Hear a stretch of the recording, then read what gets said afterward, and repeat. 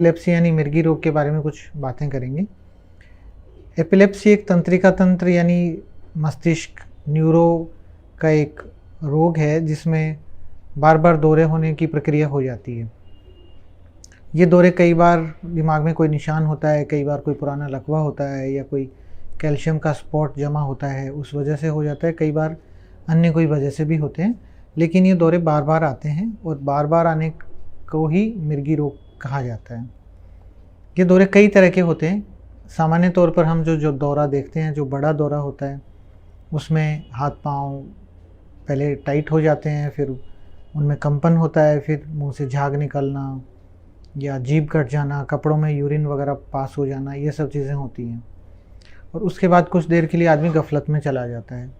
ये सबसे बड़ा दौरा होता है जो आमतौर पे साधारणतया देखने में आता है। उसके अलावा कुछ दौरे थोड़े छोटे भी होते हैं, जिनमें कि सिर्फ थोड़ी देर के लिए, कुछ सेकंड्स के लिए होश में कमी हो जाना, कई बार सिर्फ व्यक्ति का मुंह चलता है, कई बार सिर्फ उसके हाथ चलते हैं कुछ सेकंड्स के लिए, पर उसको पता नहीं होता कि वो उस वक्त क्या कर रहा है। तो ये छोटे दौरे के रूप में होता है। इसको पहचानना बड़ा मुश्किल होता है। तो पहला चीज़ तो ये हो गया कि ये दौरे क्या होते हैं और किस प्रकार के होते हैं। दूसरा ये कि ये दौरे कैसे पैदा होते हैं। इनका पैदा होने की मुख्य वजह आमतौर पे एक पुराना लकवा होता है या कोई पुरानी चोट का निशान होता है दिमाग में। तो उस निशान की वजह से वहाँ उन तंत्रिकाओं में करंट बनने लग जाता है और करंट बनने की वजह से वो दौरा पैदा करती हैं। कई बार खाने के माध्यम से भी एक जो गंदे पानी का कीड़ा जिसे हम बोलते हैं, जो जिसका नाम न्यूरोसिस्टिक सर्कस होता है, एनसीसी उसको साइंस की भाषा में कहा जाता है। तो वो एनसीसी ब्रेन में जब चला जाता है तो वो भी दौरा पैदा करता है। कई बार टीबी वगैरह की छोटी गांठ होती हैं तो वो भी दौरा पैदा कर सकती हैं। ये आमतौर पे मुख्य वजह जो दौरे की सामने हमें नज़र आती हैं देखने में। और उसके अलावा कुछ और भी रेयर वजह होती हैं, लेकिन मुख्य तौर पर ये 3-4 वजह ही सामने रहती हैं। अब तीसरी बात यह है कि दौरा है तो उसका पता कैसे लगाया जाए, कारण का पता कैसे लगाया जाए।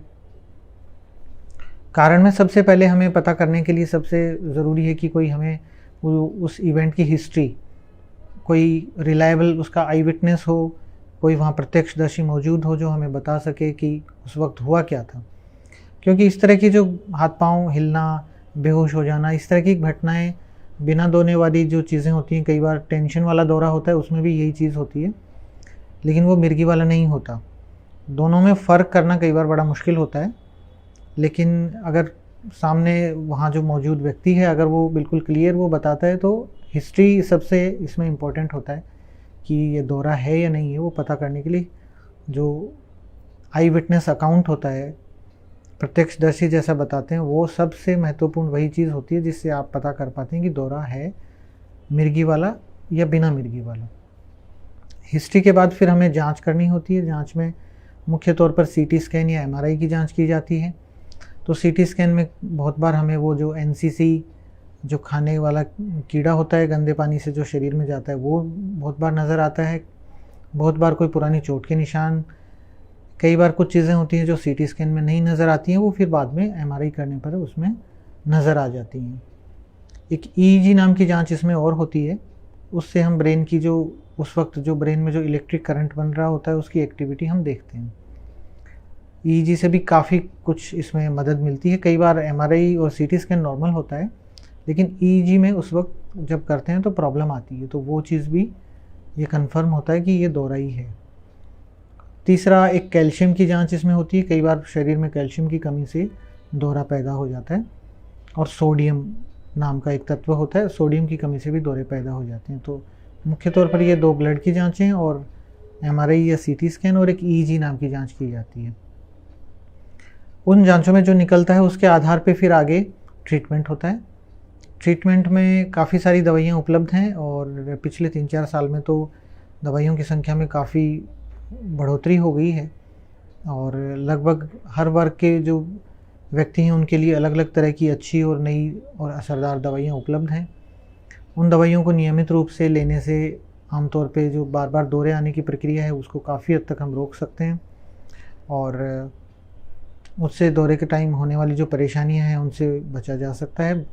बशर्ते कि वो दवा रेगुलर टाइम पे नियमित रूप से सुबह शाम या जो भी उसकी डोज़ है उसके मुताबिक वो एक तय समय पे लगभग ली जाए, पहली चीज़। दूसरी चीज़, रात में जो नींद है वो 7 घंटे की नींद ज़रूर लेनी है। सोने और जागने का टाइम है वो भी लगभग निश्चित होना चाहिए। टीवी और मोबाइल का प्रयोग या उससे जो निकलने वाली जो रेज़ होती हैं उनसे भी कई बार दौरा आने की संभावना बढ़ती है, तो उनसे भी उनका प्रयोग भी सीमित करना चाहिए। चौथा, शुरुआती 6 महीने में ड्राइविंग वगैरह से बचना चाहिए, क्योंकि उस समय दौरा आने का चांस काफ़ी रहता है। तो वाहन चलाना किसी भी रूप में वो शुरू के 6 महीने में हमें उससे दूर रहना चाहिए।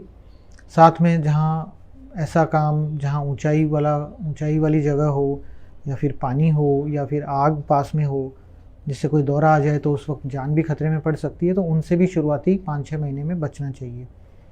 आमतौर पे पहली दवा से ही करीब 60% लोगों में नए दौरे को रोका जा सकता है। अगर एक दवा से दौरा कंट्रोल नहीं होता है तो फिर दूसरी दवा उसमें जोड़ी जा सकती है। धीरे धीरे उन दवाओं को फिर आगे बढ़ाते हैं तो आमतौर पे दौरे काफ़ी हद तक कंट्रोल हो जाते हैं। हाँ, किसी में 2, 3, 4 दवाओं से भी दौरे कंट्रोल नहीं होते हैं, तो सबसे पहले यही देखा जाता है कि वो दवा वो टाइम से ले रहे हैं, या बहुत बार लोग दवा वक्त से लेते नहीं हैं, 1 या 2 डोज वो भूल जाते हैं, तो उसकी वजह से उनको बार बार दौरे पैदा होने लग जाते हैं। तो वो चीज़ सबसे महत्वपूर्ण है कि दवा को भूलें नहीं। दौरे वाले व्यक्ति आमतौर पे सारा काम कर सकते हैं जो एक साधारण व्यक्ति कर सकता है, बशर्ते वो दौरे की दवा अच्छे से नियमित रूप से ले रहे हों और उनके दौरे कंट्रोल हों।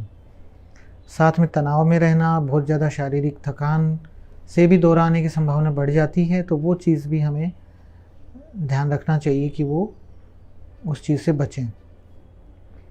इसके अलावा वो नॉर्मल अपना जीवन जी सकते हैं, कोई खेल कूद करना या वैवाहिक जीवन व्यतीत करना, आगे बच्चों का पालन पोषण करना या कोई भी तरह का नौकरी करना, वो सब कर सकते हैं, बशर्ते कि वो दवा वक्त से ले रहे हों और उनके दौरे अच्छे से कंट्रोल हों। अचानक से दौरा जब आ जाता है तो व्यक्ति के आमतौर पे देखा जाता है कि उसके मुंह में पानी डालना या उसको जूता सूंघाना, तरह तरह के जो चीज़ें हैं उनसे हमेशा बचना चाहिए। सिर्फ उसको करवट, किसी व्यक्ति को अगर दौरा आ रहा है तो करवट दिला के लिटा देना चाहिए। मुंह में जो झाग वगैरह आ रहा है साफ़ करना चाहिए।